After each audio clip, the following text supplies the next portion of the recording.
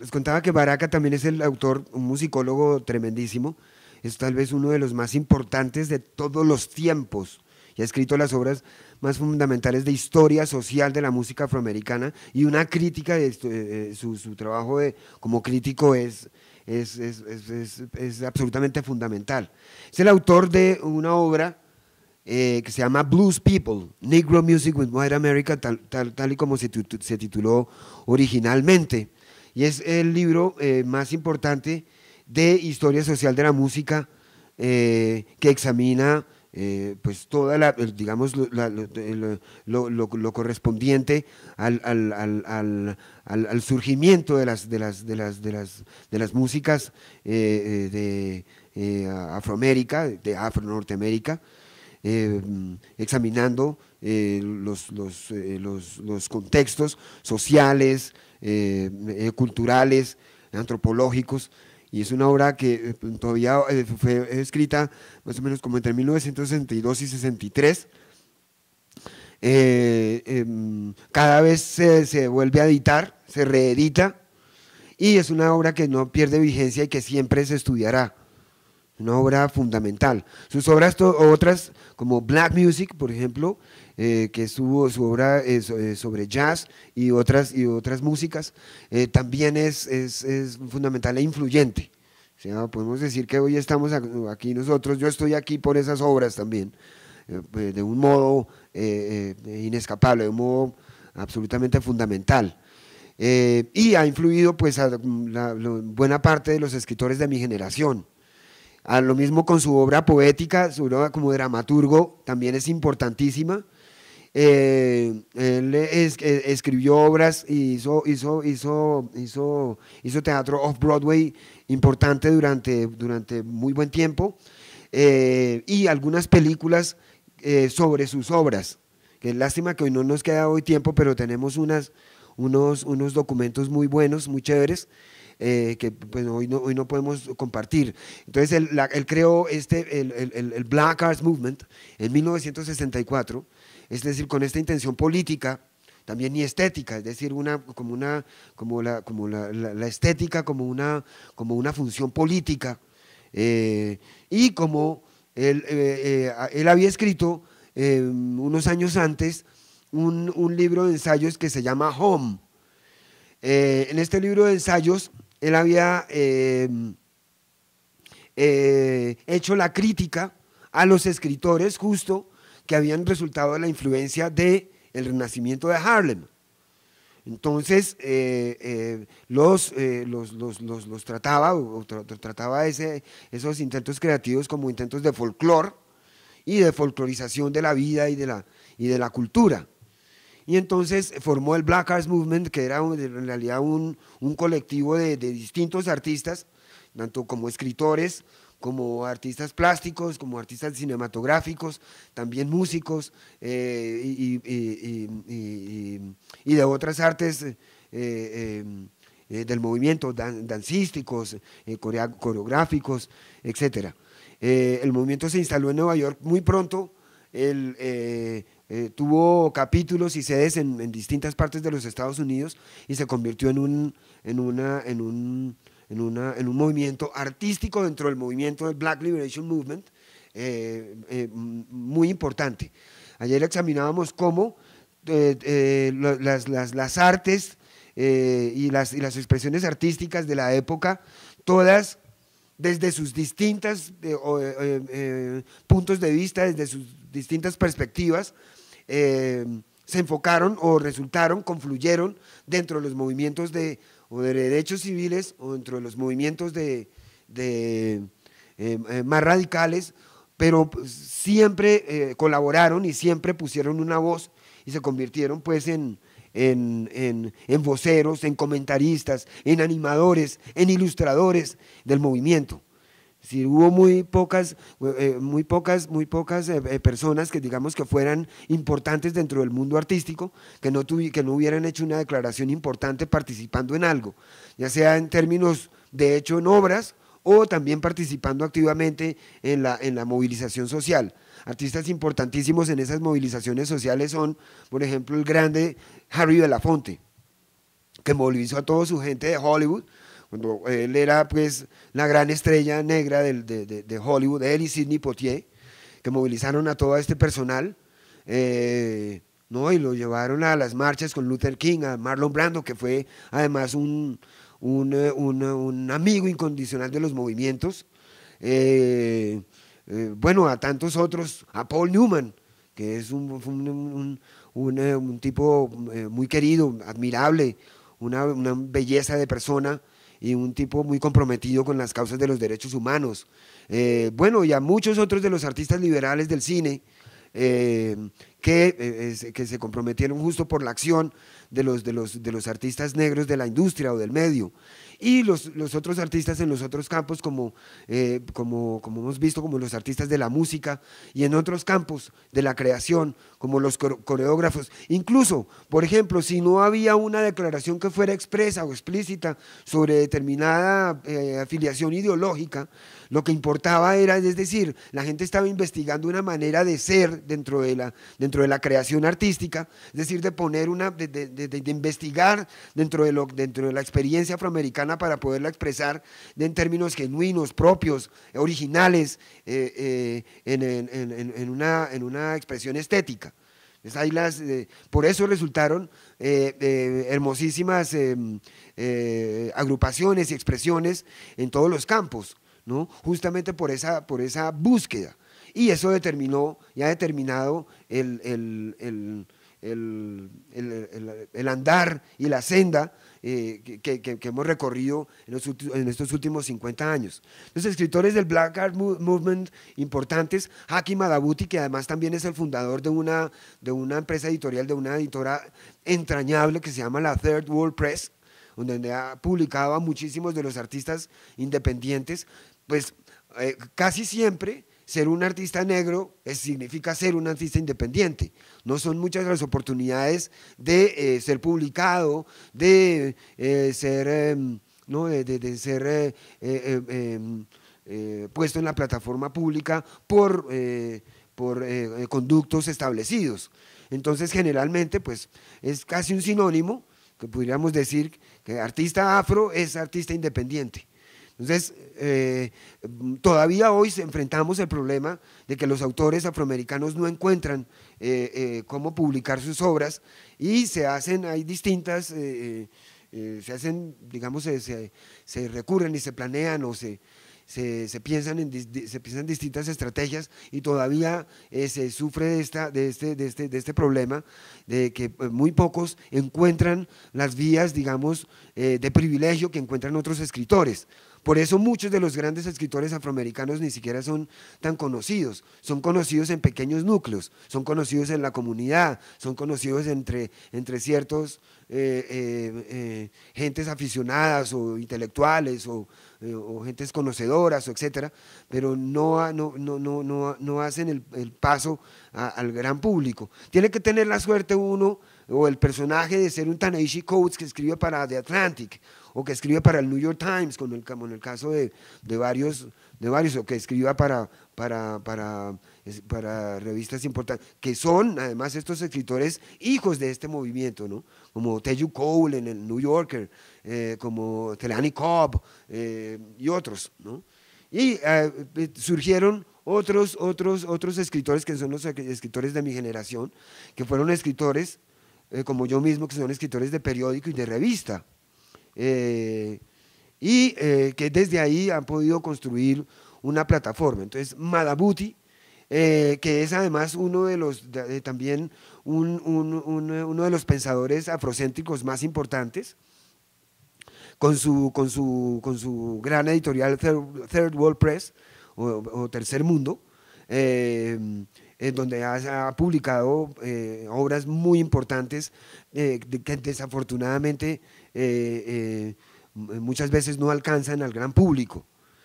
La poeta Sonia Sánchez, esta poeta es una hermosa mujer, importantísima también dentro del movimiento, y es una de las impulsoras, digamos, de las pioneras de lo que llaman spoken word y de los nuevos movimientos. Por ejemplo, en los años 90, que hubo este florecimiento de la palabra, y en Nueva York, como florecimiento digamos, de esos modos de expresión.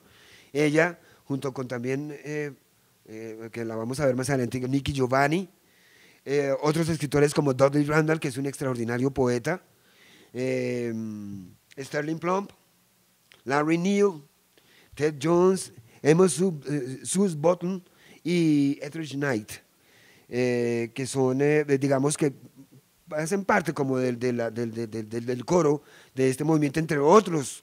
Mañana con Lili vamos a ver los artistas visuales que pertenecen a este movimiento, y vamos a hacer vamos a ampliar un poco más el espectro, porque nos da, digamos, la forma como hemos pensado nos da para hablar de una manera mucho más amplia de lo que es el Black Arts Movement, que es un movimiento absolutamente importante y fundamental.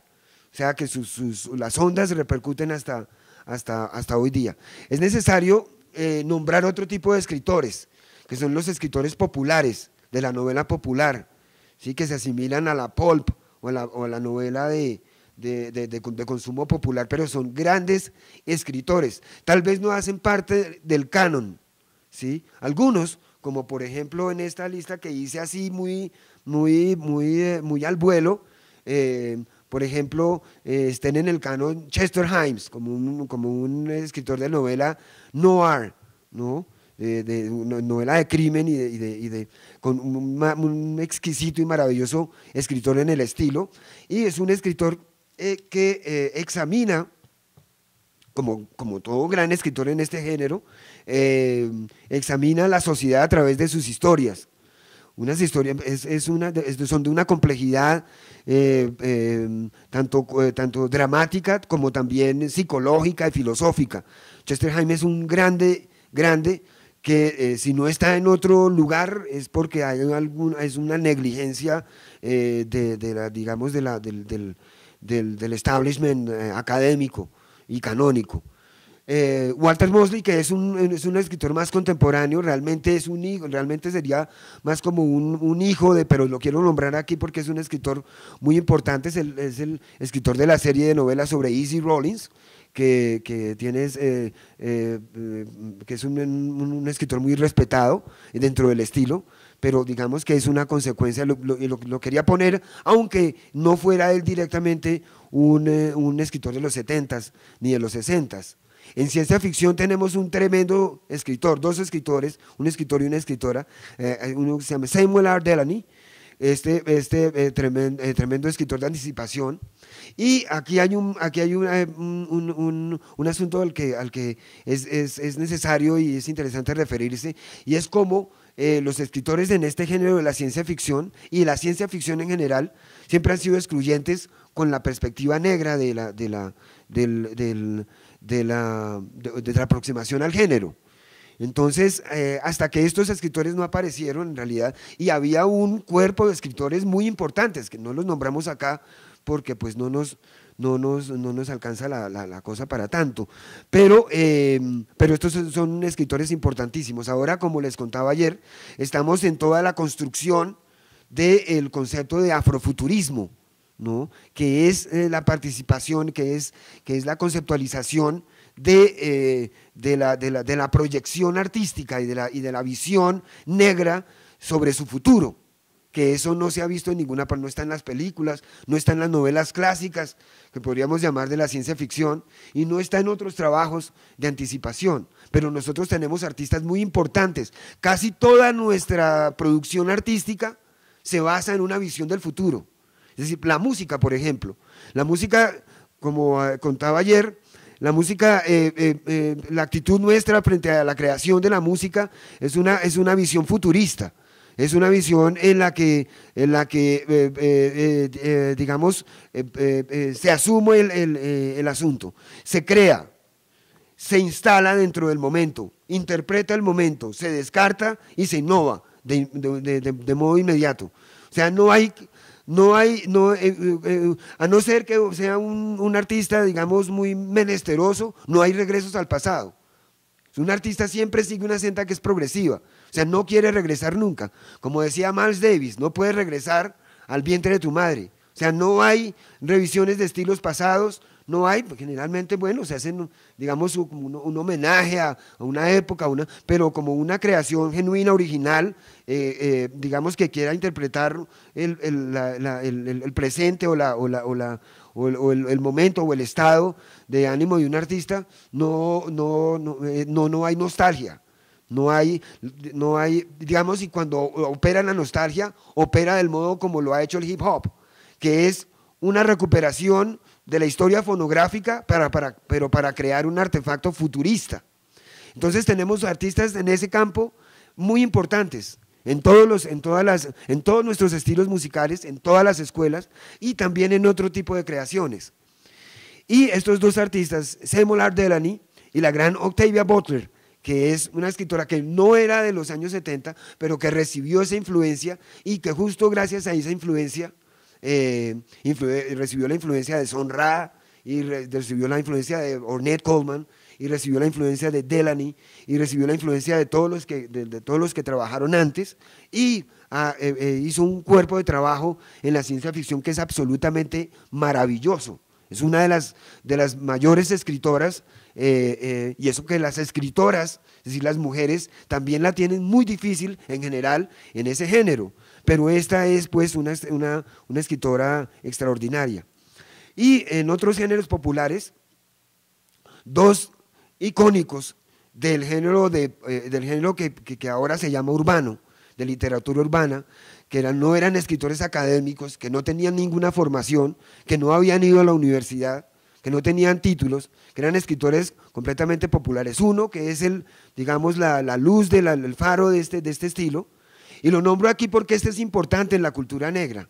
O sea, no sucede, no hay, y aunque digamos la academia negra adopta no pocas veces digamos las mismas visiones de la academia blanca, lo cual es un pesar, pero digamos en términos del consumo de la cultura no funciona de ese modo. Aquí estos escritores sí son importantes y son apreciados por el público lector de una manera muy especial. Entonces está el grande Iceberg Slim, cuyo nombre de notaría es Robert Beck. Iceberg Slim era un criminal, un pimp, un chulo, es decir, un proxeneta, y hay que decir que la cultura del proxenetismo, es decir, pues no estamos aquí haciendo la apología del proxeneta, pero sí reconociendo lo que es, digamos, lo que constituye, digamos, un fenómeno cultural, o sea, que es parte de una cultura. Y esta manifestación, este fenómeno del proxeneta tiene mucha importancia en el imaginario popular afroamericano. Entonces él era un proxeneta en los años 30, ¿sí? La vida del proxeneta se ha visto en muchas cosas, se ha visto en las películas, justamente estos han influido a muchos artistas del rap, ¿no? Iceberg Slim pues le da el nombre a gente como Ice Cube, como Ice-T y otros artistas, ¿no? Y esta estética del pimp ha sido adoptada por estos artistas más jóvenes.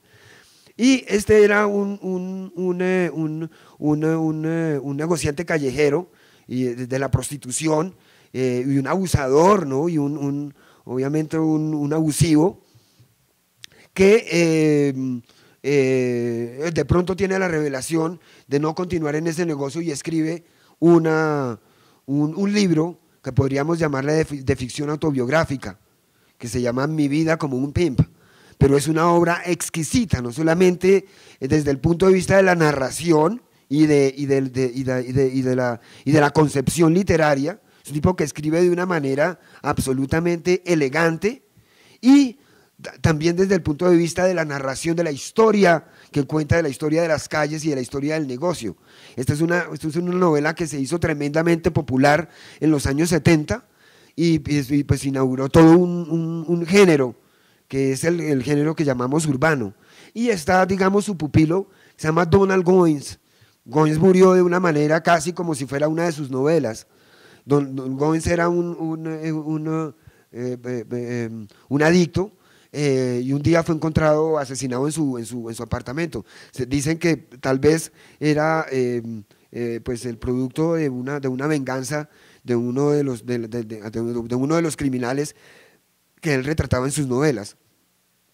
Entonces ahí tenemos, de estos dos ejemplos yo quería traer y poner de presente estos autores populares que son importantísimos y que son grandes escritores, que no están en el canon, pero son gente que escribe de una manera que es respetable. O sea, que su literatura no es cualquier cosa. Así no la reconozcamos en los cánones pues, académicos. Y como consecuencia de todos estos movimientos, pues vienen ya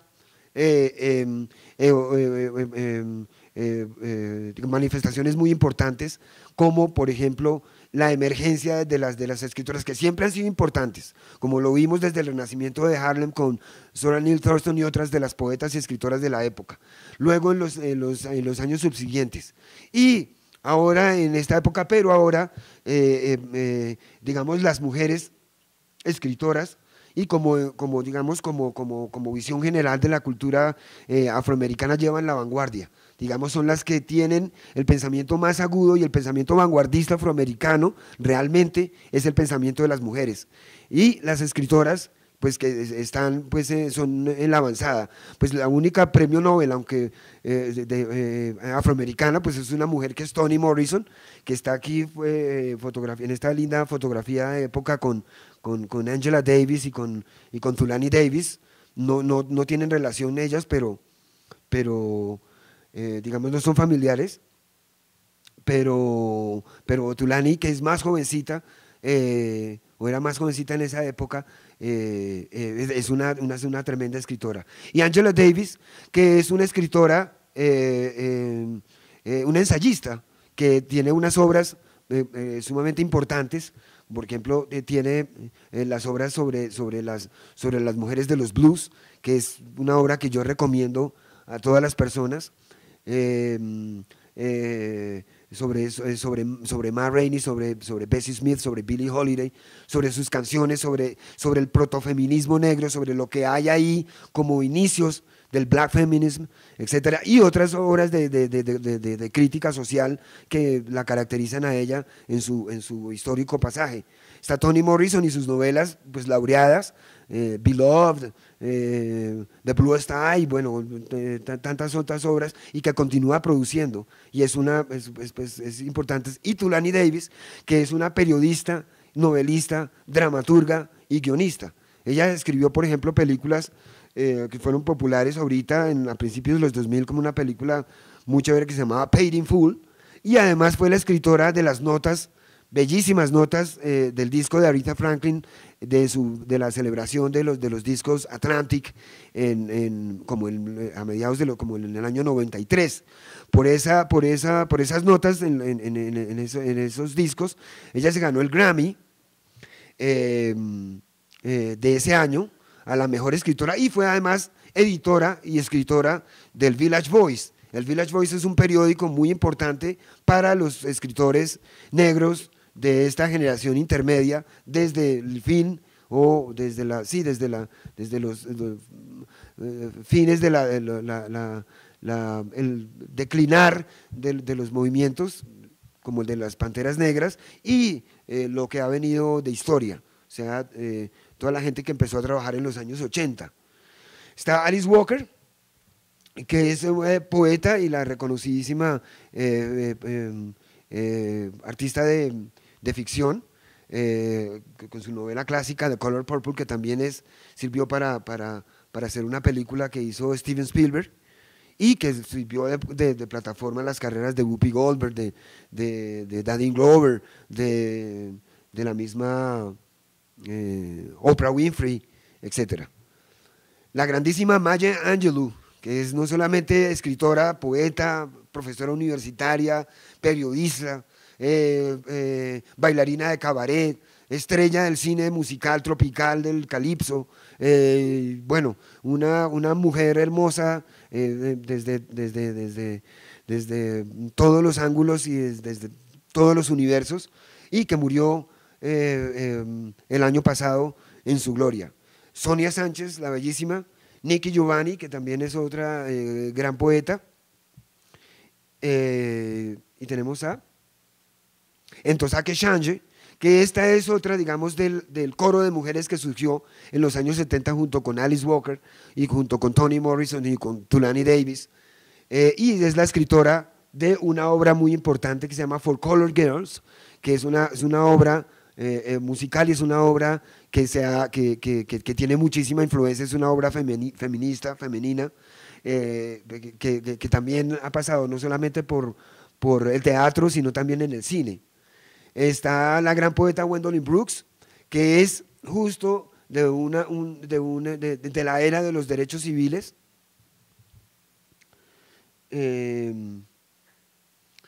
Y otros escritores que también quería resaltar y que a veces dejan de lado a algunos otros comentaristas, como por ejemplo el grande Melvin Van Peebles.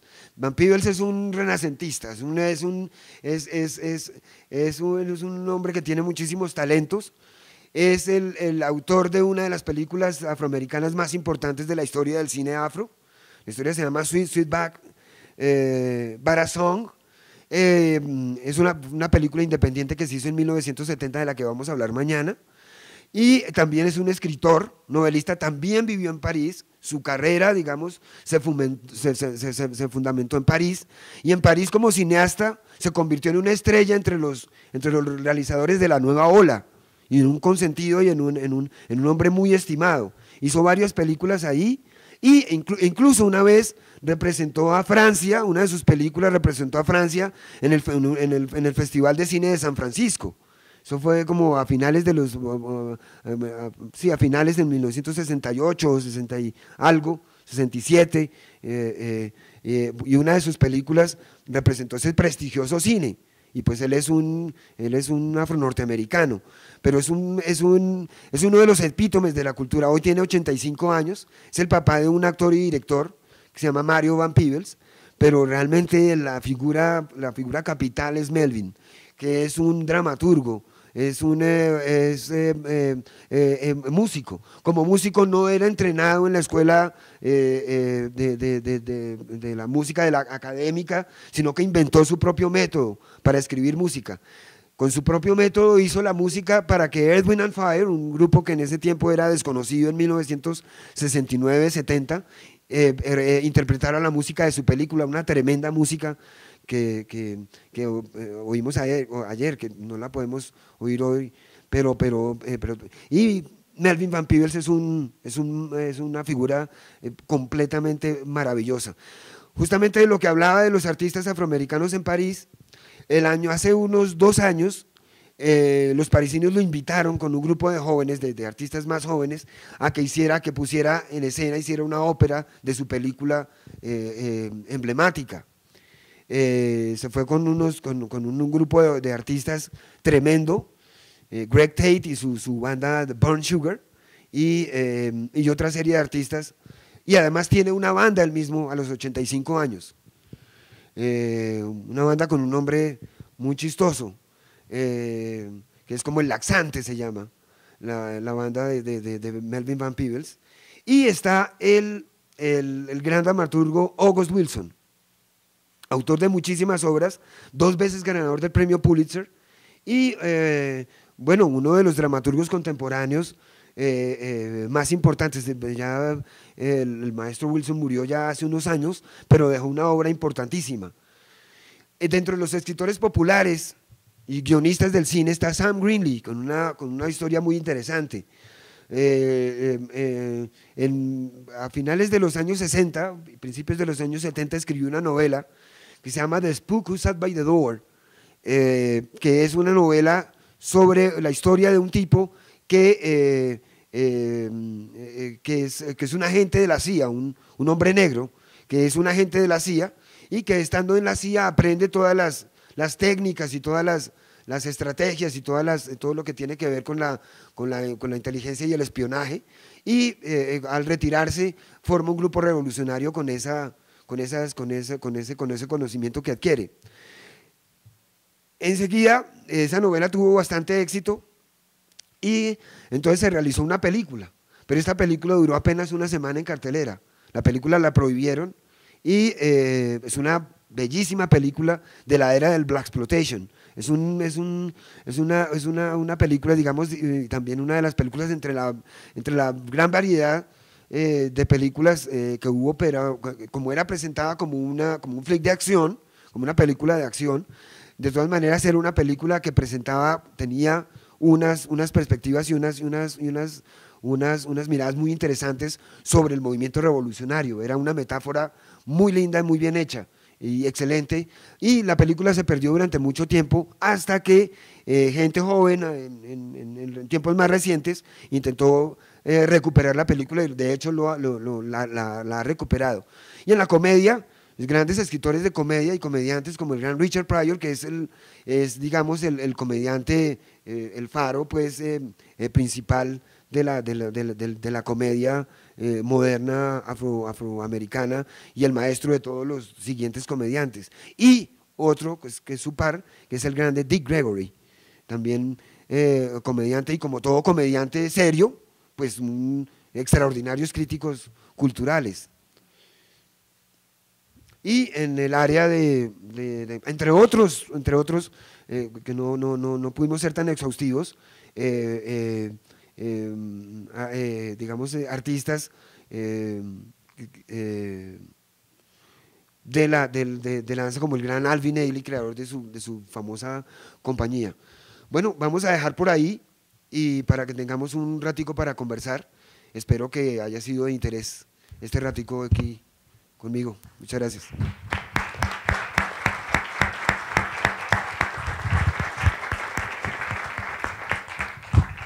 ¿Quiénes tienen preguntas? Levanten la mano. Y si no son preguntas, son comentarios. Comentarios. ¿Cómo se llama la lista de YouTube de ayer? ¿Ah? La lista de YouTube de ayer. Se llama El sonido, el placer y la furia. Perdón, ¿cómo? Sí. El sonido, el placer y la furia. ¿Alguien más? ¿Puedes hablar un poco sobre solamente pusiste un bailarín, sobre la danza, la importancia de la danza en el movimiento negro, en la danza contemporánea? ¿Es importante? Sí, claro, muy importante. Quisimos ser tan exhaustivos por la gran cantidad de cosas, pero sí, claro, y hay otros bailarines, otros coreógrafos y coreógrafas importantísimos. Varias de las principales compañías negras se fundaron durante la era de los derechos civiles, en los años 50, en los años 60 y los años 70, ¿no? Y son pues ya compañías clásicas, y también son escuelas en sí mismas estéticas.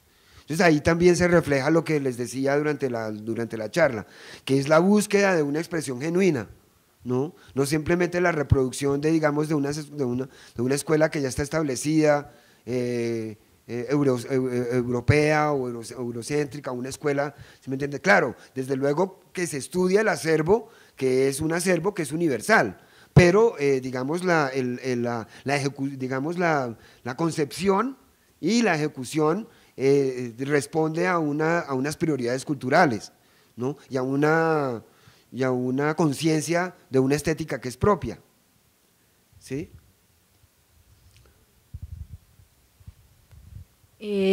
Hola Angelito, ¿cómo estás?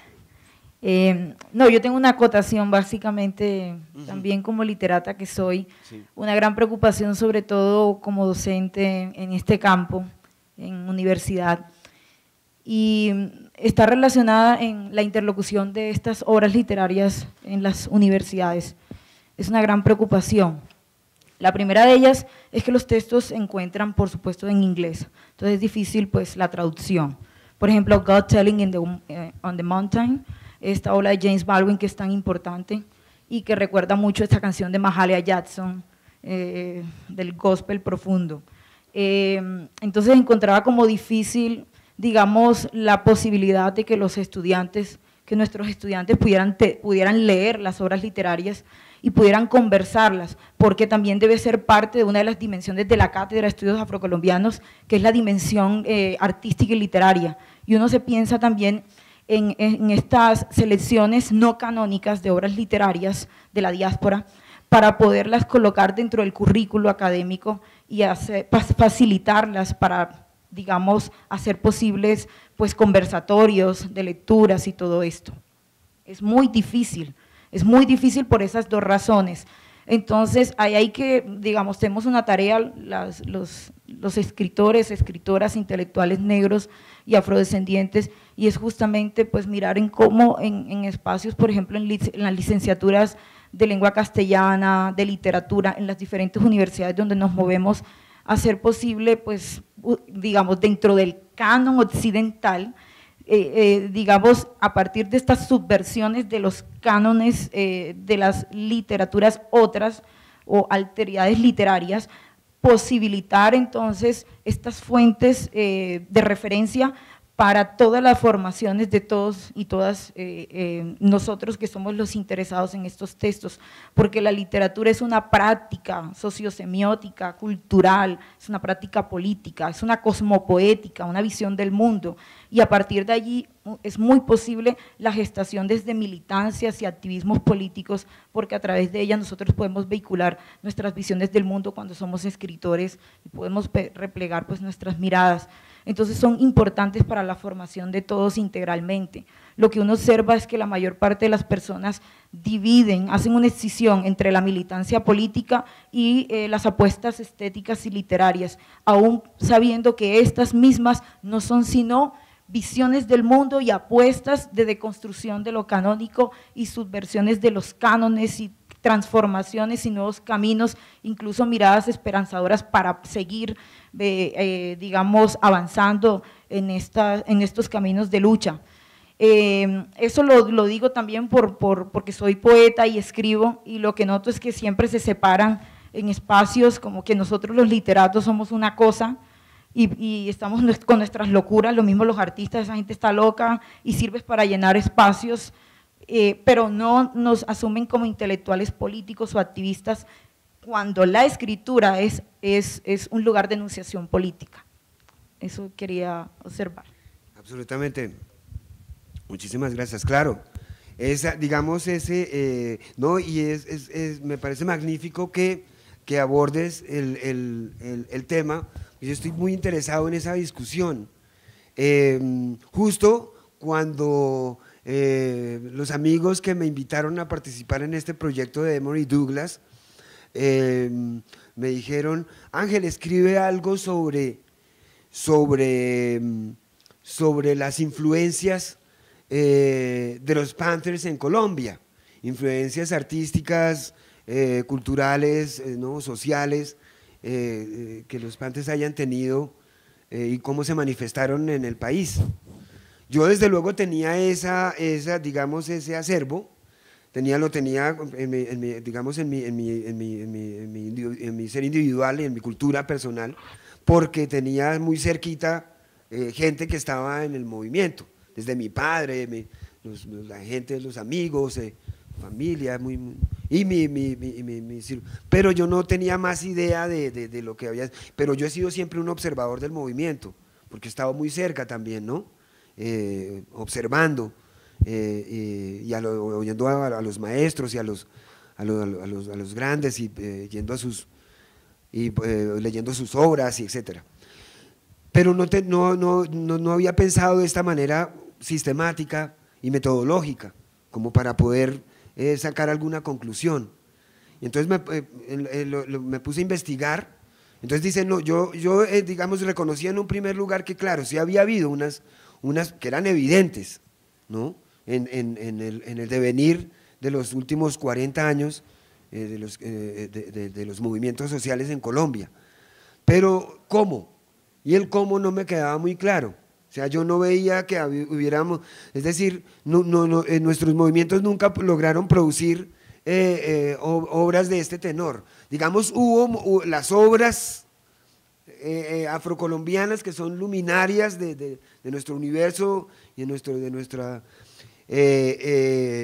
pero estas son obras individuales, sí, que digamos que manifiestan toda una pulsión, pero no son parte de unas corrientes como hemos visto acá, ¿no? Por ejemplo, está Zapato Olivella, ¿sí? Está con tantísimos años Arnoldo Palacios, Arnoldo Palacios correspondería casi como con Richard Wright, exactamente, la época corresponde y también la aproximación. Fíjate que Palacios pues, se le reconoce como un pionero de la novela social, ¿sí? Y muy pocas veces se lo relaciona con los otros escritores afroamericanos, a no ser, digamos, por sus experiencias en París y por lo que vivió tanto allá. Otro afroamericano que vivió en París, que eso es lo que se lo asimila con los escritores africanos. Pues él era escritor también de la revista africana tan importante, de La Negritud. Pero, digamos, contando de ahí, o como escritores de los científicos sociales como Rogerio Velázquez, se fueron completamente apartados del canon, o sea que nadie lo cita ahora, no se enseña en las universidades, y es uno de los más importantes etnólogos y etnógrafos de Colombia, por Dios, y no está citado en ninguna parte. Y las obras otras digamos, de la escritura creativa, de la ficción, de dramaturgia, no se conocen dentro de eso, y no se formó un movimiento artístico alrededor del movimiento social. Entonces eso era lo que yo, sí, hay ese desbalance y esa disyuntiva. Entonces eso nos plantea a nosotros desafíos muy, muy importantes, y es una discusión que nosotros tendríamos que seguir, ¿no? De cómo,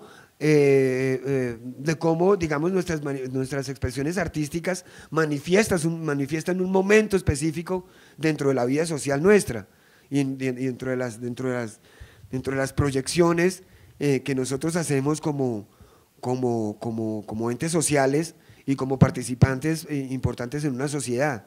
¿Cómo se manifiestan? O sea, ¿quiénes nos están narrando a nosotros? ¿No? Y pues eso es bastante difícil, bastante arduo.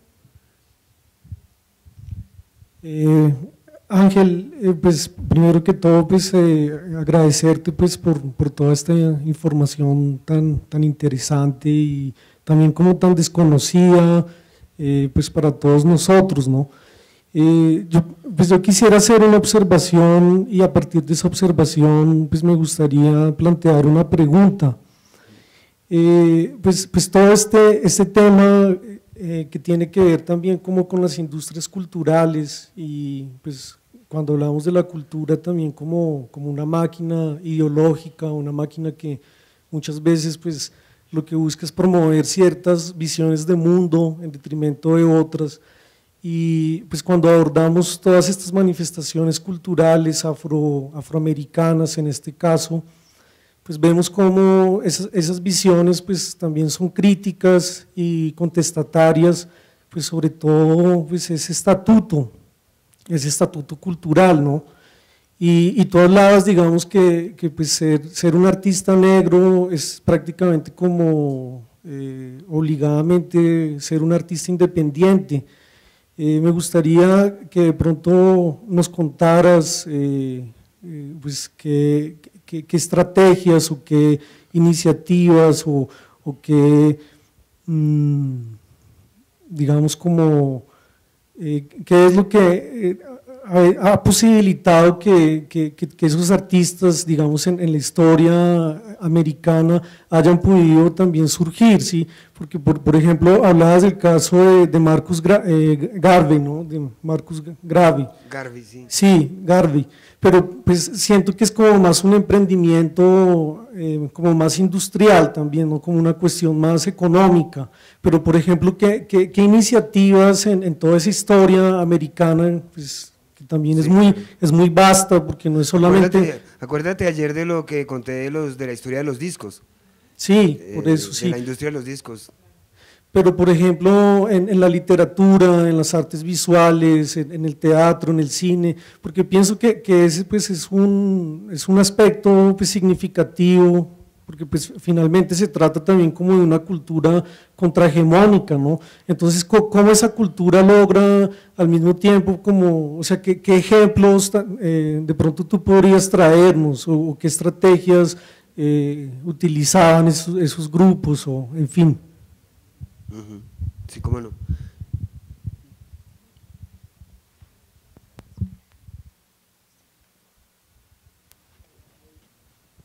Bueno, la pregunta es más como desde la identidad pues de la raza negra, de la raza afrodescendiente, o sea, cómo se configura esa métrica, cómo se configura esos valores artísticos dentro de la escritura, porque pues digamos, dentro de una escritura muy, digamos, muy blanca, como por así citarlo, siempre ha habido como unos antecedentes muy marcados, Shakespeare, gente como, bueno, en todo, sí, siempre ha habido como una historia muy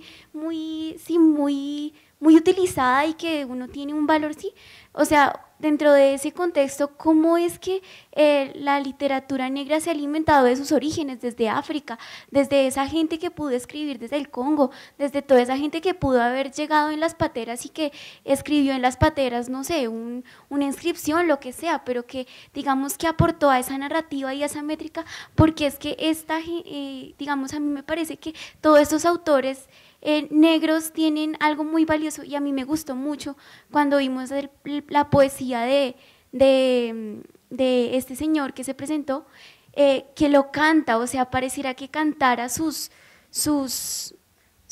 poesía, y eso me encantó, y eso también viene mucho como con la música y como con toda esa, o sea, toda esa riqueza inmaterial que tiene esa forma de expresarse. O sea, la pregunta es cómo se abarca en la historia y cómo se enriquece eso desde ahí. Sí. Bueno, buenas noches. Ángel, muchas gracias por tomarte el tiempo y la sapiencia para traer este trabajo. Creo que son pocas las oportunidades que tenemos en Colombia en general de tener este tipo de espacios para reflexionar sobre estos aportes que ha hecho la gente nuestra en la diáspora africana.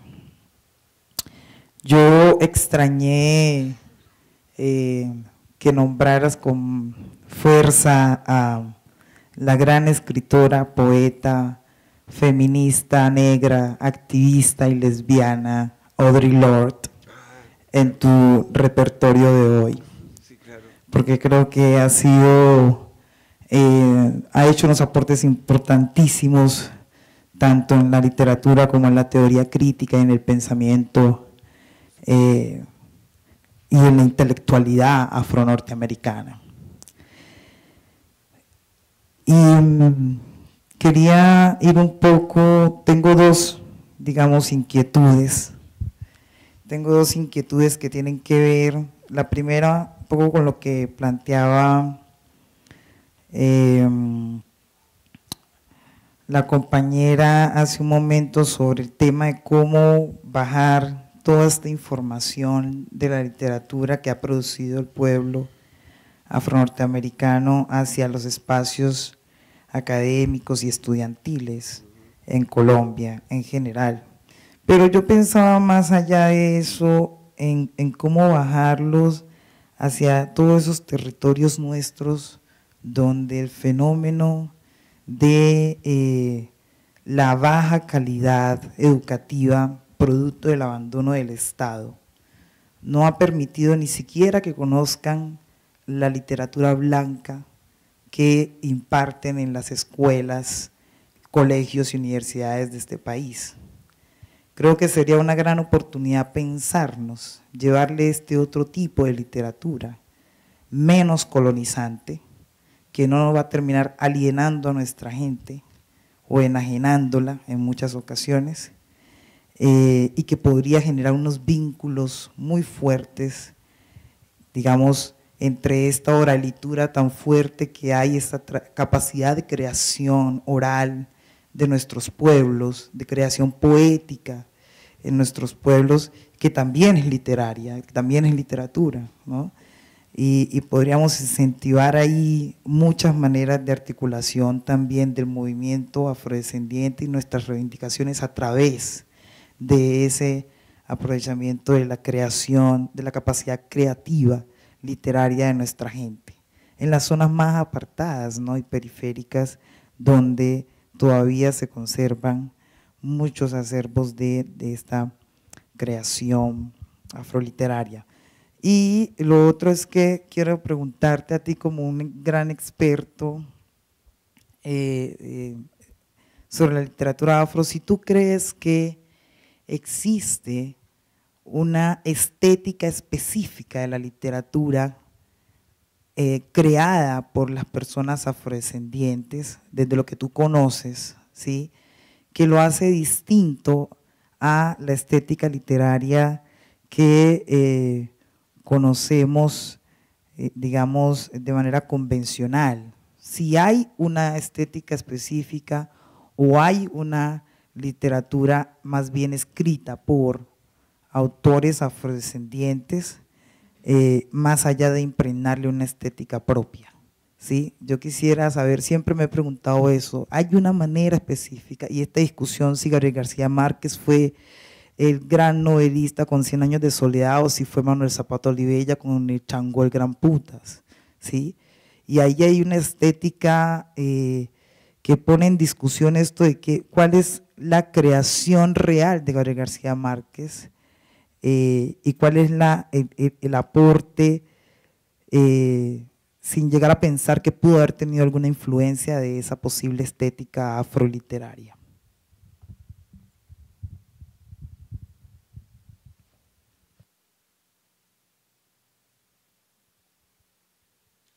Bueno, muchas gracias. Interesantísimas las intervenciones. Dina, sí, como te decía, pues el problema es muy complejo, ¿no? Para poder, y esto me confluye en lo que la hermana Rosy también plantea.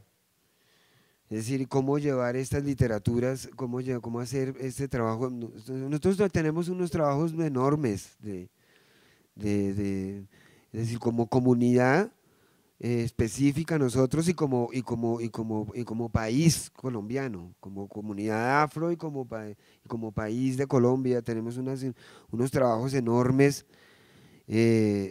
por hacer. Con las gentes que sean de buena voluntad y que tengan otros horizontes para nuestro convivir. Uno de esos trabajos enormes yo creo que es la fundación ya definitiva y el desarrollo de los programas de estudios afrocolombianos y afroamericanos y africanos en los pensum, en los útiles cotidianos de los estudiantes de todo el país, es decir, de todas las etnias del país, que contemple toda la historia nuestra con justeza y todas las expresiones que hay en el país. Eso son claro, discusiones que nos surgen en estos momentos cuando nos reunimos, nos vemos, y también las tenemos en otros espacios, desde luego, pero que tenemos que convertirlas en conversaciones de gran tenor nacional, de algún modo. Hay una cosa que yo quisiera, y es decir, no sé cómo nosotros los que trabajamos en estas áreas, cómo podemos nosotros hacer, es decir, porque uno de los problemas justo de lo que he estado planteando es la integración entre la invención y la creación artística, es decir, como parte de los movimientos, como un capital político de los movimientos mismos, que no tenemos eso, o sea, que nos hace falta eso. Y me parece a mí que con el respeto que merecen nuestros líderes, nuestras lideresas, ahí hay una deficiencia cultural enorme, una falta de sensibilidad, es decir, que yo no podría culparla como individuos, pero sí una cosa que es como es un fenómeno social cultural, ¿no? Que impide, sí, es decir, ¿a qué horas cambió todo eso? O sea, por ejemplo, hasta hace apenas 20, 25 años, antes de que muriera Manuel Zapata Olivella, casi todos los movimientos eran conducidos por intelectuales artistas, ¿sí? Durante muchísimo tiempo, los que eran líderes de los movimientos eran gente, escritores, ¿no? Eran intelectuales creativos, etcétera. Una vez los políticos ellos mismos han asumido digamos, el liderazgo, las vanguardias, empujar los movimientos han decrecido en estatura intelectual, ¿sí? En estatura cultural, incluso en el lenguaje. Por ejemplo, las gentes tienen todo un lenguaje que es, si no es robado, es prestado de la academia, pero no hay un lenguaje creativo. O sea, no hay una Miri Baraka ahí, ¿no? O sea, es decir, un orador de los que han poblado esta cultura. Y eso es un problema. Tendría que pasar abruptamente a otro punto por el tiempo que ya me anuncia que me quedan. Y se me conecta también lo que me pregunta aquí la queridísima amiga con lo que plantea también Rosy. Y Rosy lo planteó de una manera y lo conectó de una manera magnífica, que es, tú dices, por ejemplo, si hay una tradición, sí, es decir, para que haya esta escritura afroamericana hay una tradición, justo, hay una tradición, y es una tradición, primero una tradición oral muy rica, ¿sí? Y también una tradición y una tradición también de escritores, ¿sí? Esa tradición no se conoce justamente por lo que estamos discutiendo, porque los materiales, la información no llega hasta más allá de las fronteras, pero esa tradición existe, ¿sí? Para que haya toda estos personajes que hemos presentado hoy. Además, aprovecho para justificar la ausencia, obviamente que es notoria, de Audre Lorde en el discurso, que es tal vez un descuido imperdonable. Pero hay esta tradición. Y claro, también vuelve y se conectan los temas, porque sí, desde luego sí hay una estética afro. Esa estética afro la estética afro se ve en lo que Baraka expone. Uno lee a Baraka como, por ejemplo, uno se lee su libro sobre los blues people, incluso en español, ¿sí? Como está traducido. A mí me parece que la traducción es deficiente y que hicieron un buen esfuerzo, pero y no es como otro libro de otro escritor. O sea, tiene unos giros, tiene unas maneras tiene unas maneras de aproximarse a los temas, tiene un uso de las palabras, ¿sí? Las puntuaciones son unos ritmos, ¿no? Y son completamente diferentes, eso es una propuesta estética. Lo mismo las novelas de estas que hemos presentado. Si usted, por ejemplo, las novelas de Toni Morrison no se parecerían en nada, aunque compartan, digamos, unas influencias. Por ejemplo, ellas comparten la influencia de García Márquez, ambas. Pero una novela de Toni Morrison no se parece nunca a una novela de Isabel Allende. ¿Sí? Nunca. O sea, toda la estructura, ¿sí? Todo lo que hace el ritmo y la melodía de la narración y la manera como esta se desarrolla no tiene nada que ver. O son dos mundos distintos y se narran de unas maneras muy diferentes. Esa discusión era lo que yo quería transmitirles durante buena parte de la charla, que era siempre la búsqueda de una expresión genuina. Es decir, antes cuando hablábamos del renacimiento de Harlem y todo esto, los escritores como que tenían en los modelos, en los occidentales un modelo, ¿sí? En los escritores europeos, en Yeats, en el otro, ¿no? Tenían ahí un modelo e intentaban copiar ese modelo. Eso se fue deconstruyendo a través del tiempo y hasta que fueron resultando estéticas propias, maneras de, incluso dentro del mismo movimiento, sea por ejemplo, un Langston Hughes. Uno oye a Langston Hughes y son unos blues maravillosos y uno los reconoce por los metros de los versos y cómo están compuestos y por lo que dicen, ¿sí? Otros, por ejemplo, y dentro de esta cosa que hemos discutido y que hemos hablado aquí, como por ejemplo la exclusión de la narración de los escritores dentro de cierto ambiente, es decir, lo que llamamos un canon. Por ejemplo, se narra que Jack Kerouac estaba influido por Charlie Parker, pero también Ralph Ellison, ¿sí? O sea, Ralph Ellison es un escritor de jazz, y otros, James Baldwin, ¿sí? Es como un fraseo, o sea, tú lees como compone exactamente las frases, y es un fraseo de un trompetista, como vimos a Miles ahí, o de un baterista, o de un xilófono. Eso es lo que se llama la estética afro. Lo mismo con relación a Changó el Gran Putas. Creo yo, la manera de componer el relato épico de la historia afroamericana en Changó es completamente distinta a la saga de García Márquez de la familia, ¿no? Es completamente diferente su uso de las palabras, como de todo lo que compone la obra.